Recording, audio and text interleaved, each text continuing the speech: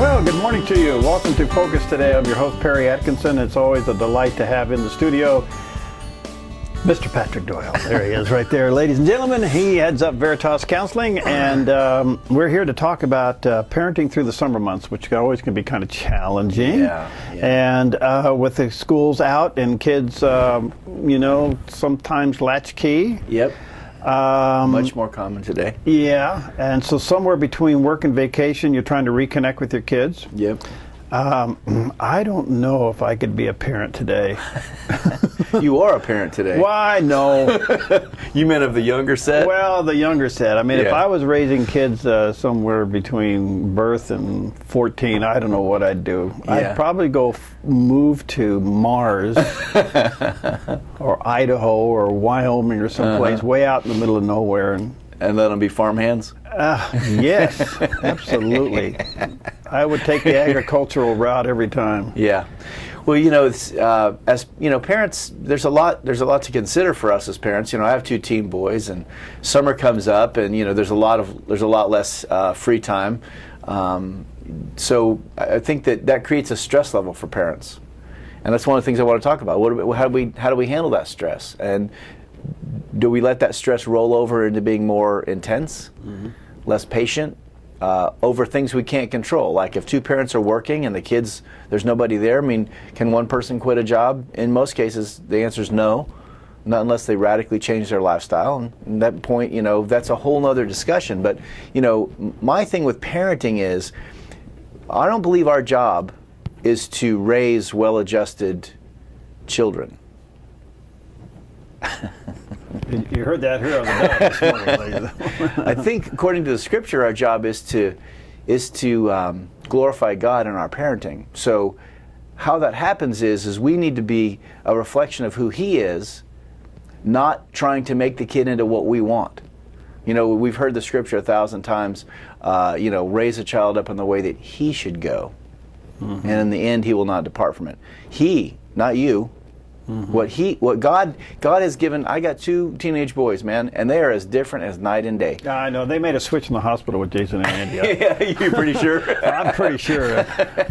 I mean, they just were different from day one. Yeah. It has nothing to do with me. Yeah. It has nothing to do with Catherine. They're just different. They're just different people. So, what my job is as a parent is to really start to hear from the Lord about how, Lord, do I best build into them for what you're equipping them to do, instead of trying to drive an agenda. Now, when we as parents become agenda-driven, we're in big trouble. Because when was the last time you were able to make your agenda happen?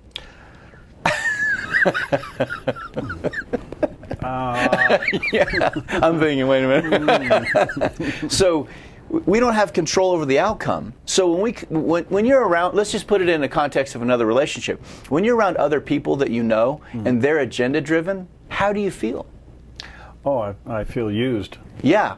And so this is what I see with kids, and we've talked about it before, Perry. A parent is agenda driven, let's say, and they're not really aware of it. They're from their perspective doing their level best to give this kid what they think they need. I don't think a lot of parents understand they're being agenda-driven. They're just trying to, let their precious be taken care of. So I don't see it as malicious per se. But so there's a lot of agenda, and then when the kid gets, 14, 10, 12, 15, 16, the resentment of being the agenda starts to blossom, and that's when you see the kid just suddenly turn away from the parents and become completely shut down to them, and it's a building of resentment. Now, sometimes you have extenuating circumstances in a family where like a child in the family is traumatized from somebody outside the family, and that can happen. But generally, when you see a kid shutting down emotionally, pulling away, our job as parents is to move in and find out why. Okay, but no one tells us this. We don't get a manual that says, hey, what you really need to do is lean into your kid at that point. We stay in the position of trying to control the outcome. And I say that controlling the outcome always leads you to a bad place.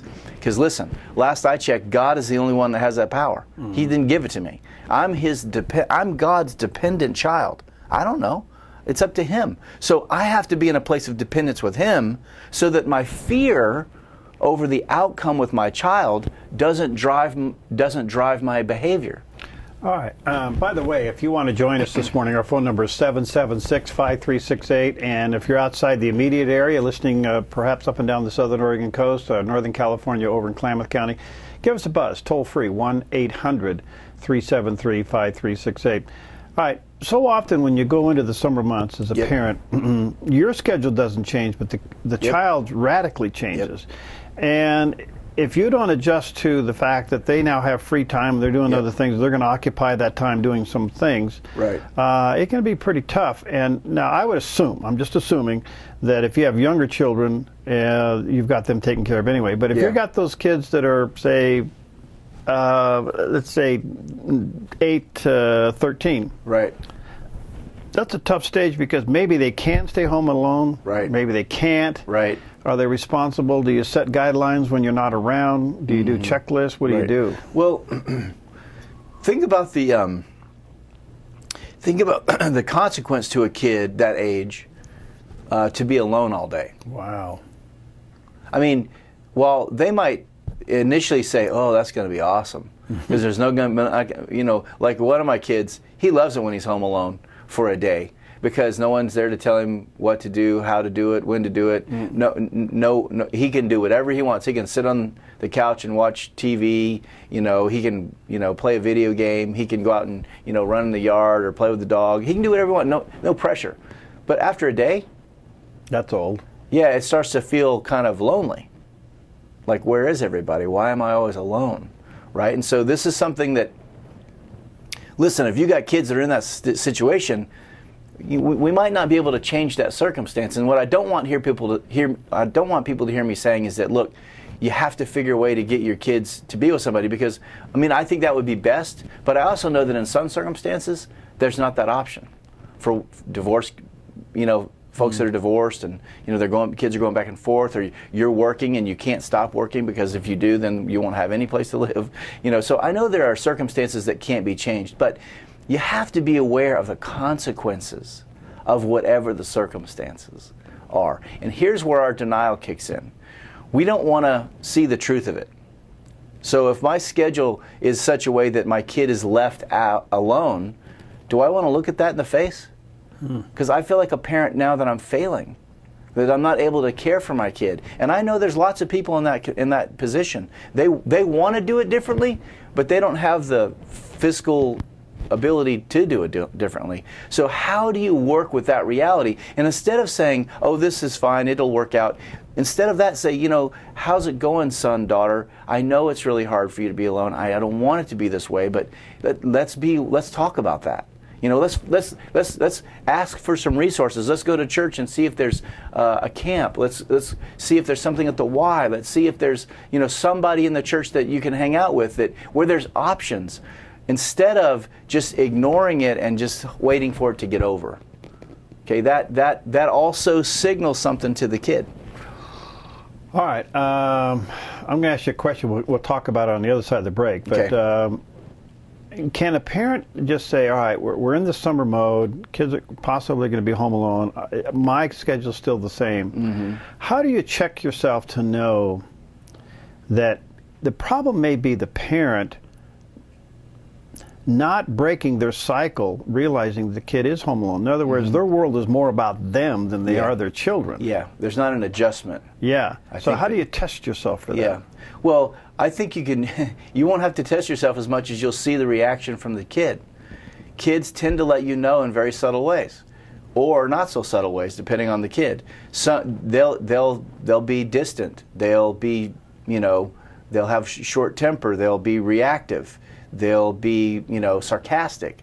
They'll let you know in some way that they're unhappy. And it all depends. And see, this is difficult because every parent-child relationship is different. Every parent-child relationship has strengths and weaknesses.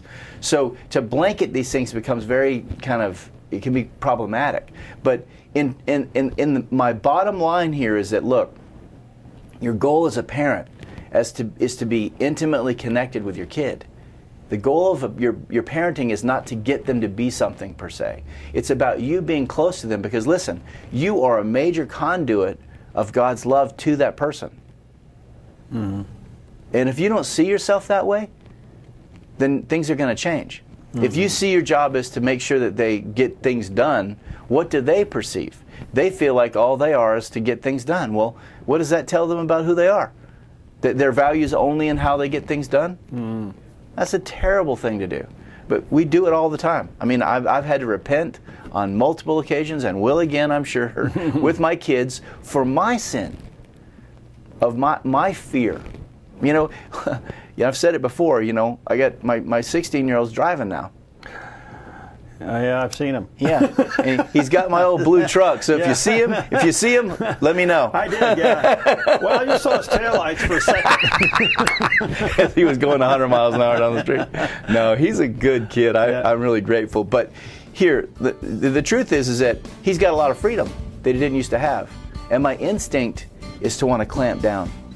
And after the break, we'll talk about the battle for us between clamping down and loving, which are a big difference. If you want to join the conversation, 776-5368 is the local number, or toll free, 1-800-373-5368. May you have some questions and concerns about summertime parenting. We'll be right back with Patrick Doyle.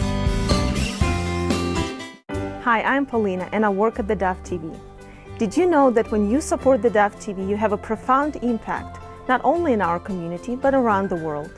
It's your continued support that takes the inspiration and hope in the programs we produce and makes them available to the thousands of people who are watching these videos online every week.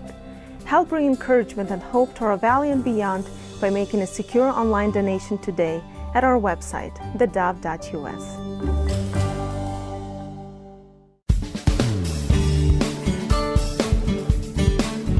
Patrick Doyle is with us. We're talking about a very important topic, as now school is out or will be out this week. A lot of graduations have already taken place or will over the next week or so. Mm-hmm. And the question is, you know, parenting skills through the summer when perhaps your work schedule doesn't change, but your child and your children's schedules radically change, and they may find themselves home alone. I know some parents, like in churches, will team up and say, all right, I'll watch them Tuesday, Wednesday, Thursday, you're going to have them Friday, Saturday, whatever it is, but they come some kind of combination, so there's an adult in their life, good influence. That's a great those idea. Are great ideas. Yeah. But, you know, at the end of the day, kids are just kind of moved around, and the parents are slowly moved out. In fact, they actually become more isolated during the summer than they do during the school year, at least they're with their peers. You know? Right, well, and one of the differences in our world today is that kids have lots of relationships that they have access to, even though they're alone at home.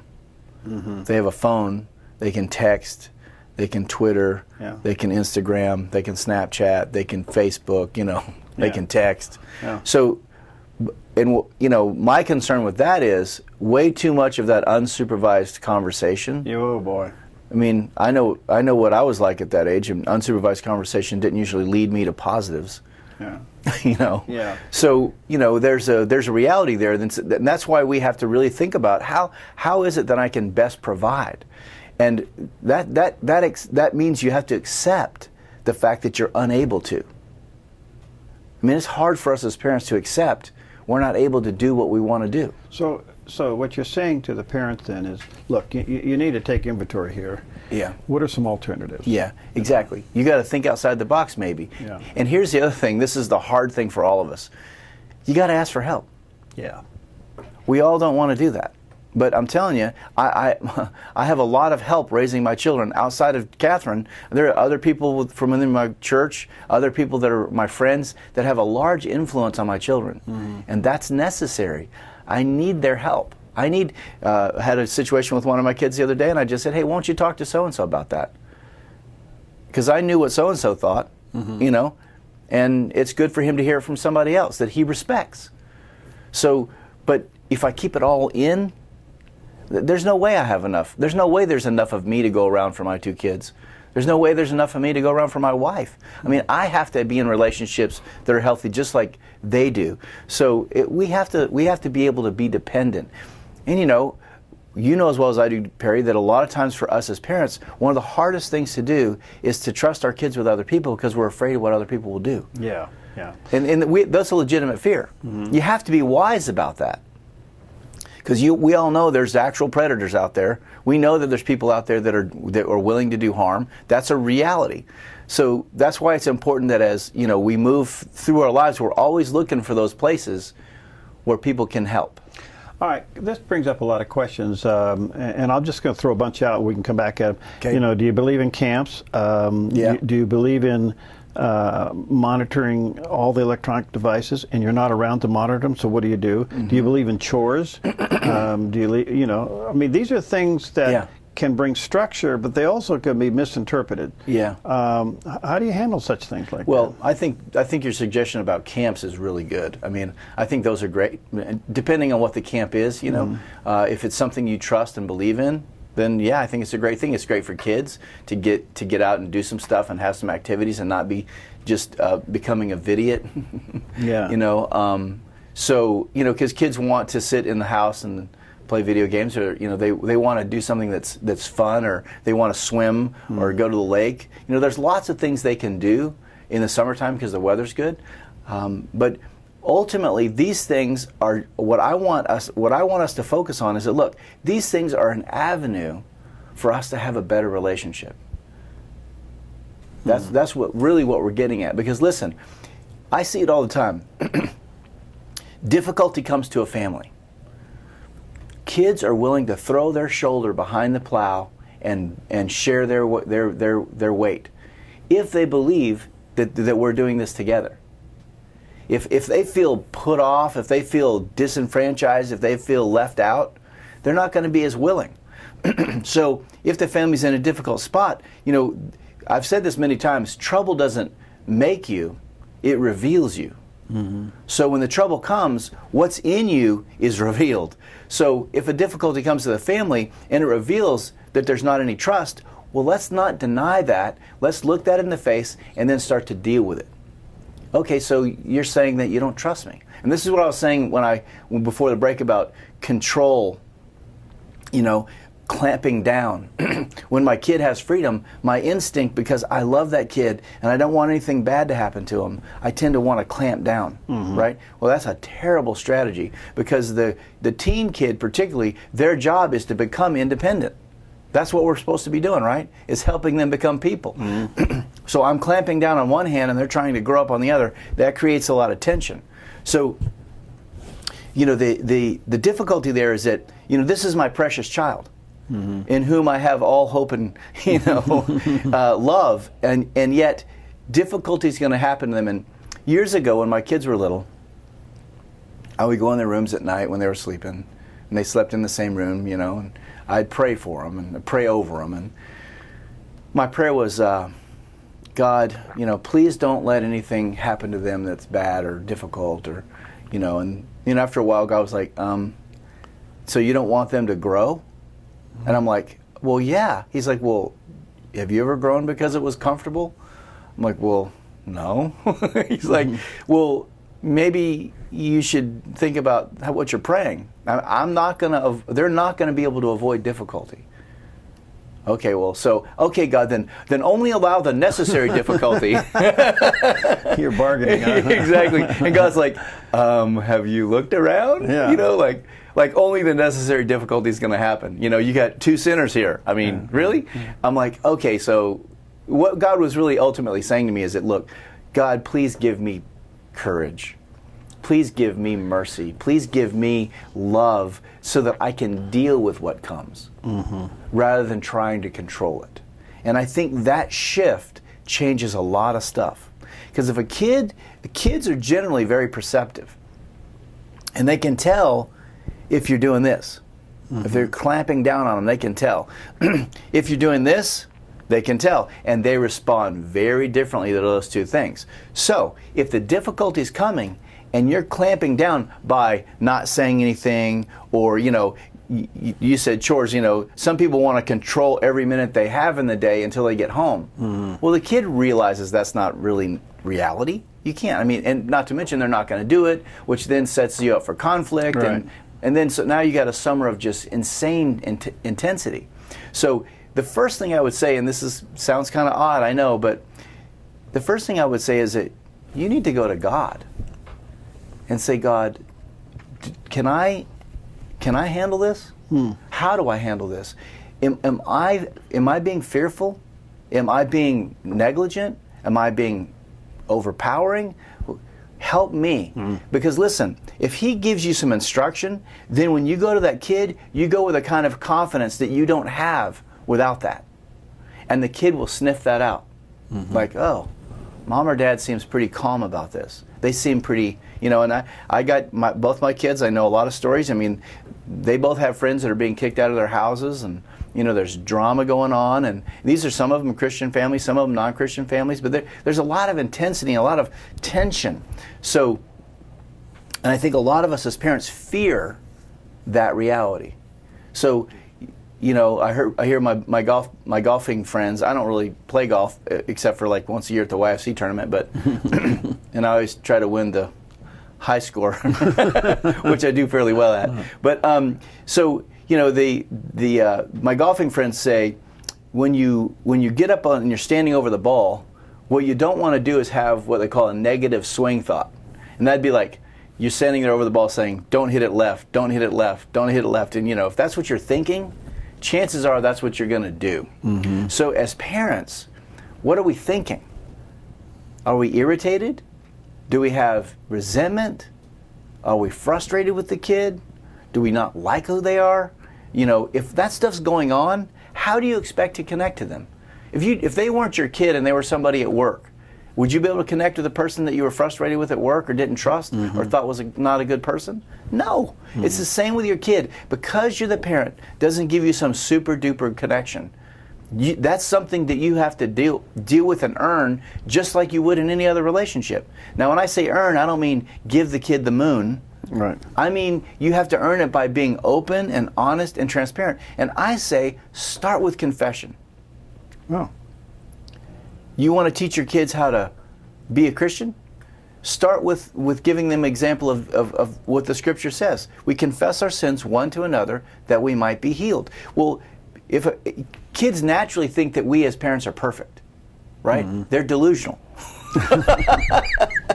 So what we have to do is help them see where our sin is. And here's the other thing. What we do is we give them a real example of how to handle conflict in a relationship. Because we all know they're going to have it. They're all going to get married sometime. If we don't help them see how to handle the conflict, what are they going to do? I mean, there's plenty of bad ideas out there. I mean, from Cosmopolitan to, every blog, there's 1,000 ways that kids can get information about how to deal with relational conflict. I think that's our job to show them, and we want to give them the biblical example, not the worldly example. Now, the biblical example is a lot harder because it requires responsibility. It requires me confessing my sin. Now, I know a lot of parents, I've dealt with a lot of parents, we get really weak-kneed about that. I don't want to tell them that. But I really believe it's the best thing for the kid because what they see is that, okay, one, my parent's not perfect. Two, they're being honest. I can trust them. So when the difficulty happens in their life, where do you think they're going to come? But if you're a statue of perfection and you don't have any problems, I don't go to those people. Yeah. And they're not going to come to you. All right, we're talking about the challenges of parenting through the summer, and if you have any questions or comments, you're welcome to join us. We'll take a quick break. Hi, I'm Daniel and I work at the Dove TV. Compared to Portland, Seattle, and LA, Medford might be considered a small market, but at the Dove, we're excited about the opportunity to make a big impact right here in our community. And you help make that happen. Did you know that more than 90% of our income comes from people like you? You can help us now by making a secure online donation at our website, thedove.us, or by phoning 541-776-5368.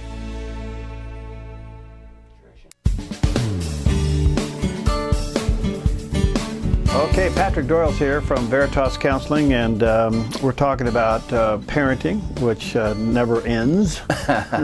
And let me just say that in particular, we're talking about things to consider, especially with your children perhaps out of school. Maybe they're going to be home alone. Maybe they're going to be with other people.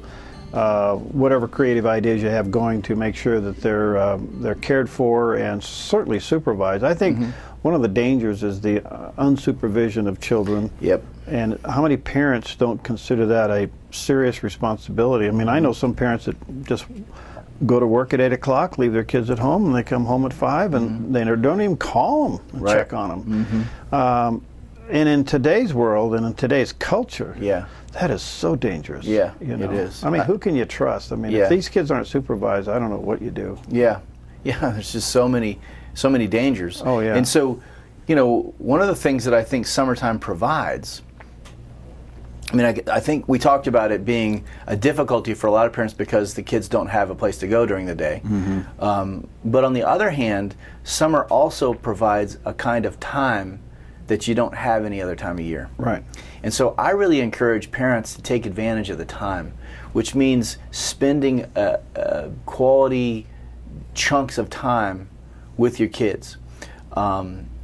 And what I believe is that a lot of times we feel kind of pressured to do some great activity, or to have some heavy revy, or be profound. And I'm telling you, from my experience as a counselor and also as a parent, what kids really want is they want to just be with you. They want to know that you want to be with them, and it doesn't have to be fancy or over the top. Most kids are just dying to be connected with, and you can do that by hiking through the backyard. You can do that by building a birdhouse, or you don't have to do anything spectacular. You can do it by watching a TV program together. But as a parent, you're not so much watching the TV program as you're trying to connect with a child. A key point here, though, is that so often we're trying to get the child to join us in our thing. Yeah. And our thing may be hiking or biking or something else. Right. Maybe their thing is something entirely different. Yeah. I think there's a critical time in this relationship you find out what their thing is and do it. Yeah, and I think that's a very, very good point, Perry, which is that you want to meet them in their world, not always be dragging them into yours, because that's kind of selfish. Right. I mean, if I had a relationship with a person that I was in the relationship always wanted me to do what they wanted to do, I wouldn't be in that relationship very long. Right. So, I have two, like I said before, I have two boys. They're both very different. They have extremely different interests. Well, I've had to learn a bunch of stuff because one of my sons is into something that I haven't been as into. So I'm learning about it, and I'm engaging it, and I'm doing it with him because that's going to help me connect to him. If I say, no, I don't like that, you have to do this with me, then my menu just got like really small, right? And I think parents with multiple children, that with some kids it's easier to connect and other kids it's harder. Some kids are more outgoing, more open, some kids are more introverted. The onus is on us, not the kid. All right, there's a key point to this. I don't know how you've done it with your boys. I'm very cautious with my grandchildren and, of course, just looking at other children. But this digital world's got these kids on these things constantly. And if you don't take a digital break, I'm just wondering what in the world, because, when I was growing up, and I realized generations difference, my thing was outdoors, my thing was animals, farming. Yeah. But, I'm not saying that's the answer. I have some high regard for that. But I think, maybe it's music, maybe it's theater, maybe it's art. Can we get them disconnected off this stuff and get them involved in something else? Right. Well, what I see is when a kid has, say, a passion for something, say they love, bike riding, or they love, hunting, or they love whatever, fishing, or they love, computer. Like, I know one kid who's totally into making videos. He's not playing on the computer, he's making stuff, right? So, our job is to try to help them explore and find those things that they're into. What I see a lot of times is kids default to the phone out of boredom. They don't have really anything else going on. So the only thing they're doing is monitoring all the social stuff. They're monitoring Twitter, they're monitoring Instagram, and they're chit-chatting about, nothing, because there's nothing else going on. Part of my job is to help move them along, and this can create conflict. And if you're as a parent conflict avoidant, you will not be successful, Because listen, I don't know how many parents have had to go this, but you ever had to wake up a teenager in the morning that didn't want to get up? Yeah. Is there ever any conflict in that? Yeah. But I still got to get them up, right? So the conflict's inevitable because you can't lay there. You got to get up. So you can't just sit on your phone all day. You can't do that. Let's find something to do. Well, I don't know what to do. Yeah. I don't know anything. Well, okay. Well, I'll suggest some things. You want to ride the bike? No, I don't want to do it. It's too hot. You want to go to the river? Well, maybe. Are there going to be any girls there? You know what I'm saying? You got to find something. Yeah. But so what I see happen with parents is that parents are tired people generally. Yeah. They got a lot going on. They got a job, they got a house, they got bills, they got they got stuff to take care of. And so then when it comes to this kind of putting in this kind of effort, we tend to sort of turn the other way a lot of times and just don't have the energy. And I'm saying, if you're going to cut corners, you cut corners somewhere else. You don't cut corners here. Mm-hmm. This is one of your primary spiritual responsibilities from my perspective. That's how God lays it out. How did you manage the digital thing with your boys? Well, one is I have access to it. The deal is if they get a phone, it's my phone, and I have access to it anytime I want, and I can look at it whenever I want, and I periodically do. And there has been conflict that have come from me looking at what's going on that phone. But here's the deal. I love that because what it does is it helps me see what they're struggling with. These are imperfect people who need help. And so I see that they're going sideways. Rather than freaking out, what I say is, okay, explain this to me. Tell me what's going on here. Do you understand how this looks? Do you understand what the implications of this are? Do you know there's another way to do this? Why did you use that word? What were you trying to accomplish? Why that picture? Mm-hmm. That picture makes me think this. What does that picture make you think? So I get into their world so I can start to help them see. And I have access to both my sons have, the Twitter and all that stuff.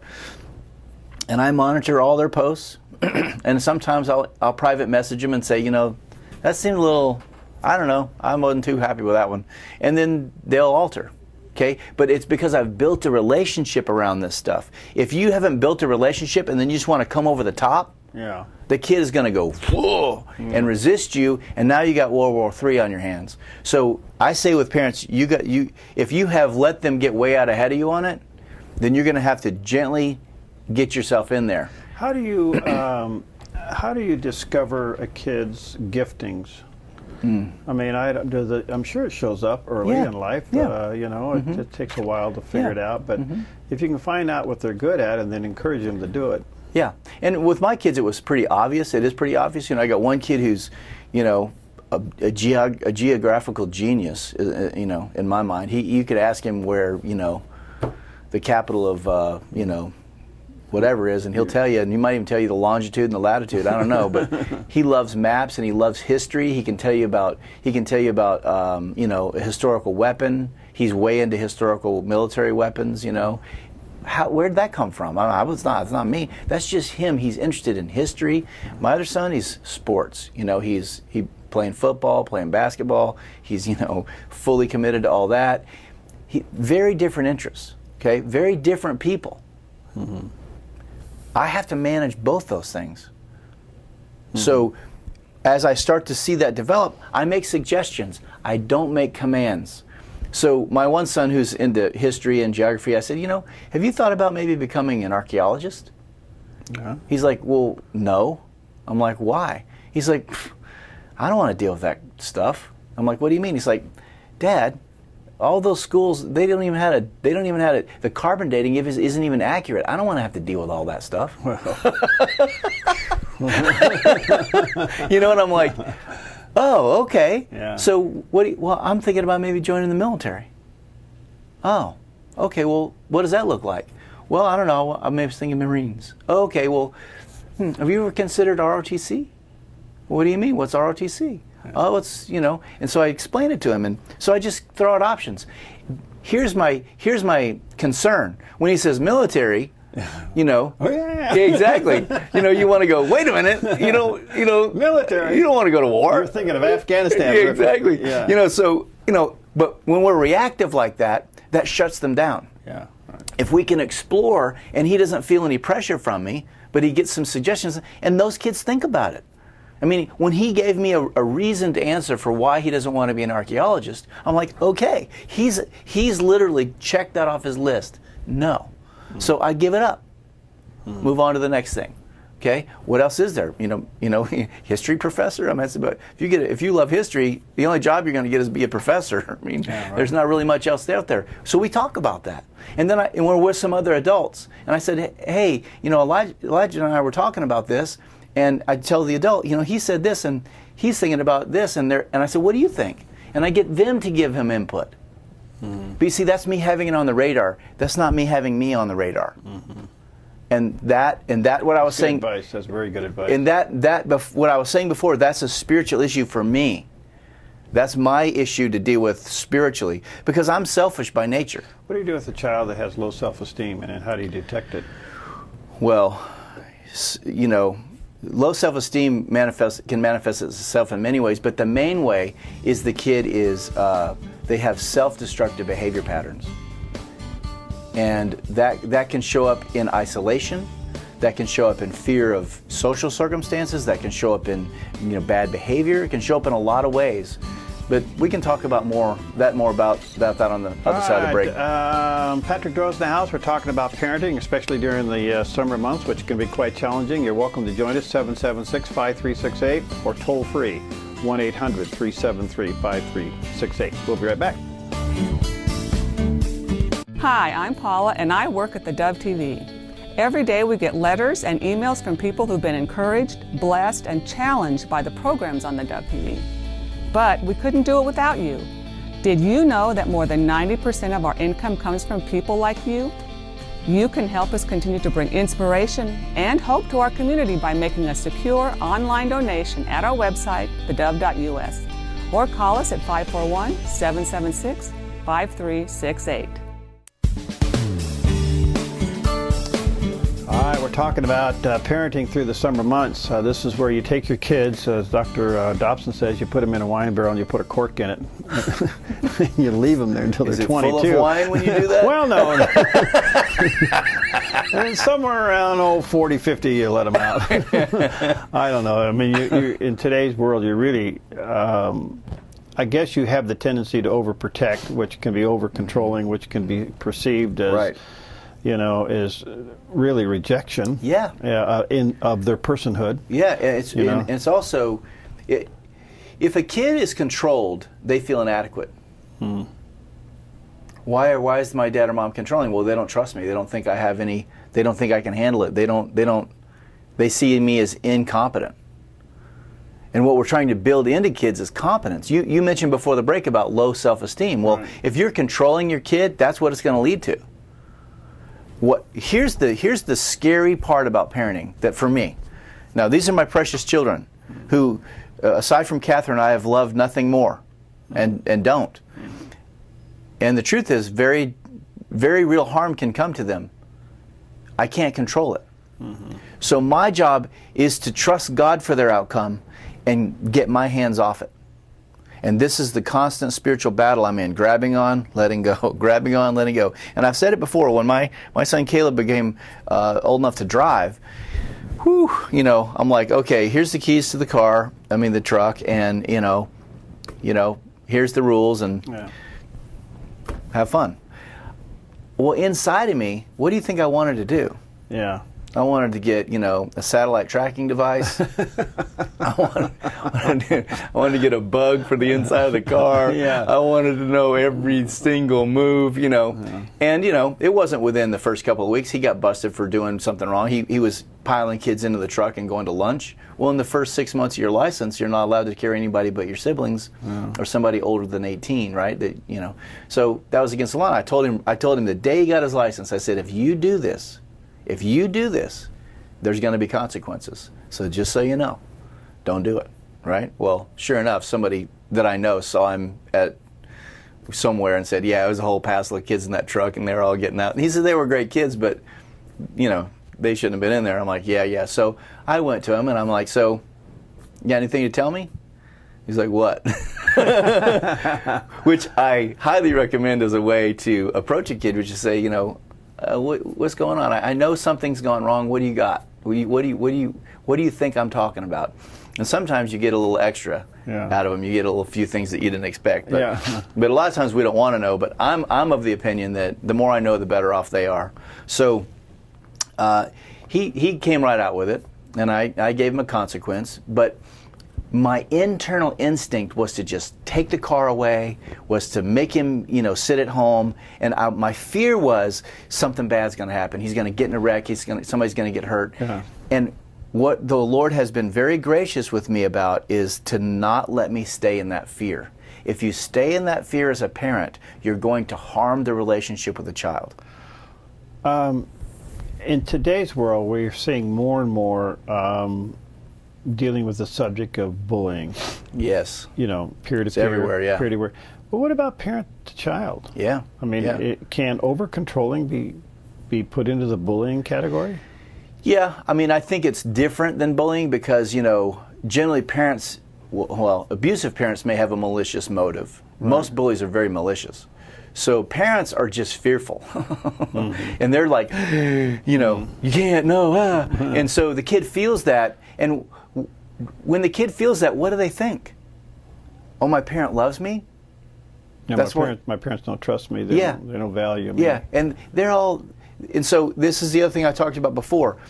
So you're controlling, you're not trusting, you're fearful. And so you've been controlling, quote unquote, concerned, but it's really control, but you call it concerned. And then when the kid gets 12, 13, 14, 15, what happens is their cognitive abilities develop to the point where they can understand the difference, and that's when the resentment starts. They're like, wait a minute, all that stuff, that's not about me, that's about you being fearful. Oh man, that's irritating. And so then the kid starts to become resentful. Well, whose job is it to fix that? The kids? No, they're the dependent child. They're the one who's supposed to be getting taken care of. It's our job to go to God and say, God, what's going on here? But what I think parents do is they're too quick to blame. I would take a long look in the mirror first, and then I'd go. Because the scripture says that if you come to the altar and there you remember that your brother or your child has something against you, you go make it right. Take the log out of your own eye before you take the splinter out of your brother's. So God always talks about us looking at ourselves before any sort of corrective action takes place.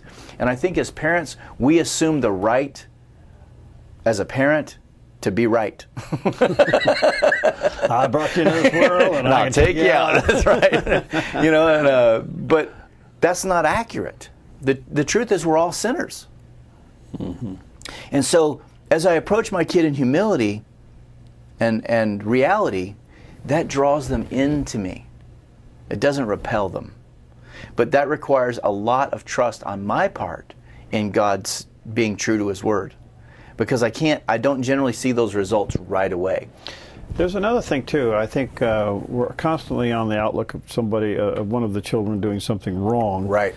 And we miss the opportunity of praising them when they do something right. Yes. And meaning in a meaningful way, not overdo it, but in a genuine way. Yes, right. So this is a principle that I try to live by, and I wish I did better at it. So by no means am I saying, this is because I perfected this, and I don't know that any human can. But you know how you're sitting at your desk or you're driving down the road, and you have this experience of emotion about, say, your wife or your children. You're like, oh man, I'm so grateful for them.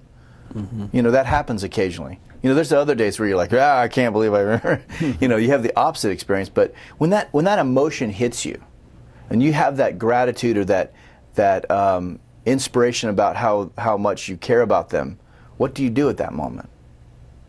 Oh, that was nice. Yeah. Pass it and go on. Right. And then you get home that day and you're like, oh, I thought about you today.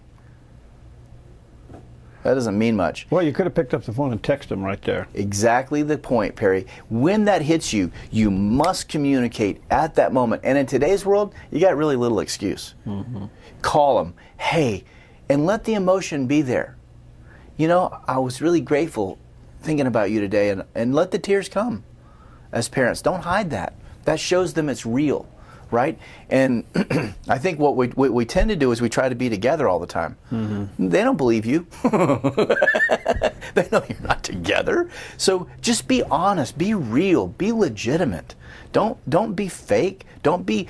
I don't want that. I mean, my kids know everything about my history. I think it's really important because I don't want to lie to them. Yeah. I don't, you know, I saw a great cartoon, and it's this mom saying to the kid, you know, you need to tell the truth and do not lie. And then the next caption is the kid, oh, you mean like Santa Claus and the Easter Bunny? Oops. Yeah, exactly. Which is a funny thing, but it also makes a pretty profound point, which is that, you know, you have to be honest if you want them to be honest. And so what I see with parents a lot of times is they have work to do in their own lives before they can fix that stuff in the kids' lives, because they got resentment. If you got resentment get towards your kid, they're going to know. So you got to go talk to God, you got to talk to your spouse, you got to talk to a friend, you got to talk to somebody, and you got to get to a place of, okay, I am resentful about that behavior that kid's been doing. I'm resentful about how they've been acting. So then you go to the kid and you say, hey, you know, I really have to confess something. I've been very resentful towards you based on this behavior, and I think that's wrong. And I hear parents say all the time, well, what about them? That's God's business. You can't make them convicted. You can't make your spouse convicted. That's God's business. You can pray for it, and I encourage you to pray for it. When you're correcting a child, a lot of times you're doing it out of anger because they did something that you didn't want them to do. Or hurt you. All right, but that was my point. Yeah. Maybe what you're really wrestling is you're hurt by their action. Yep. Do you tell them that? Yes. I think it's the best policy. Look, because the kids need to understand the consequences of their behavior. Look, if you tell me you hate me and I don't hurt by that, what do you think about me? I mean, if my kid says they hate me, I'm devastated. I don't know most parents that wouldn't feel that way. Right. And I think that they need to understand those words have impact. You can't it's not nothing. It's a big deal. So I think having emotional honesty with your children helps them to see how to handle.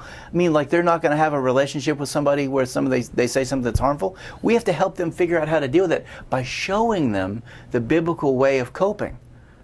Conviction, confession, repentance, forgiveness. That's the biblical model.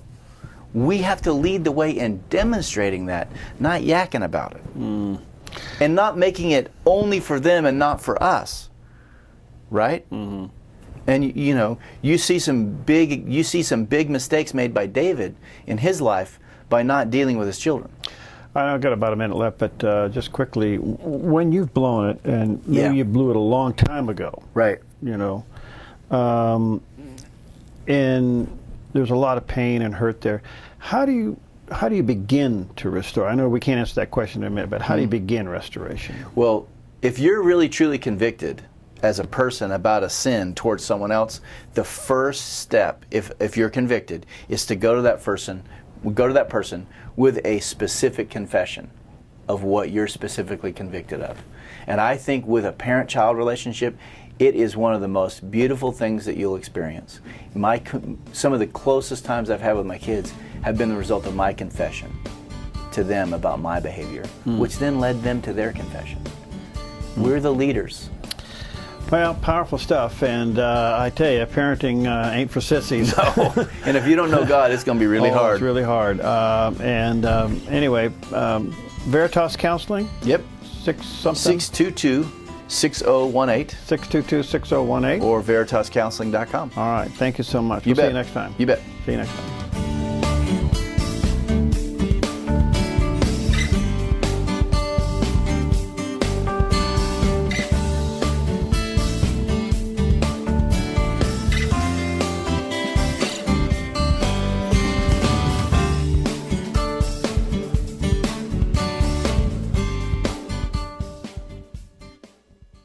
Hi, I'm Jim and I work at the Dove TV. Every weekday between 6 and 8 a.m., our award-winning news and sports team bring you the best morning show around. It's live, it's honest, and it's a whole lot of fun. And you help make it happen. Did you know that more than 90% of our income comes from people like you? You can help us continue to air local programs that share your voice by making a secure online donation at our website, thedove.us.